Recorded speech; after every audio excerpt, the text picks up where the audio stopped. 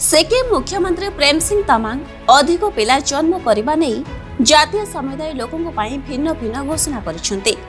दक्षिण सिक्किम जोरथांग सहर में माघ संक्रांति कार्यक्रम को संबोधित करी सीएम प्रेम कहिसेंते राज्यर प्रजनन हार में गत वर्ष महिला प्रति जड़े शिशुर सर्वनिम्न अभिवृद्धि हार पंजीकृत होइछि एवं जातीय जनसंख्या ह्रास पाइछि। महिला समेत स्थानीय लोकों अधिक संतान प्रसव करने को उत्साहित करी ह्रास पाउथबा प्रजनन हार को आमे ह्रास करबा आवश्यक। से आहुरी मध्ये कहिसेंते जे तांको सरकार महिला कर्मचारी को 365 दिनर मातृत्व छुट्टी एवं पुरुष कर्मचारी को 30 दिनर पितृत्व छुट्टी प्रदान कर सारिछंती, जहा द्वारा सेमानकु संतान प्राप्ति पाई उत्साहित करा जाय परिबो।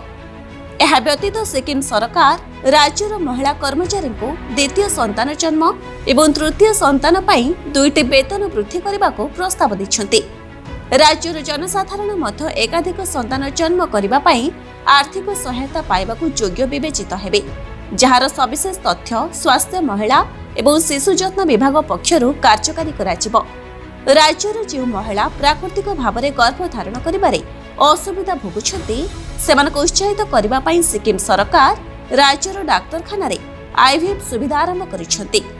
ए प्रक्रिया माध्यम रे पिला जन्म करुथबा समस्त मां को 3 लाख टंका अनुदान प्रदान कराजिबो। ए पर्यंत 38 जन महिला आईवीएफ सुविधा सहित गर्भवती होइछंती एवं सेमानक मध्यरु केतेक मध्य मां होई सारिछंती। केवल गोटे संतान जन्म करबा पई सिक्किमवासी को एक छोट परिवार करबा को चाप पकाइथबा पूर्वतन मुख्यमंत्री पवन कुमार चामलिंग नेतृत्वाधीन सरकार विरोध में बर्षिछंती सिक्किम मुख्यमंत्री। वर्तमान सिक्किम आनुमानिक जनसंख्या 7 लाख कम थिबा बेले प्राय 80% जातीय समुदायर बोली जनापड़ी। ब्यूरो रिपोर्ट निरपेक्ष।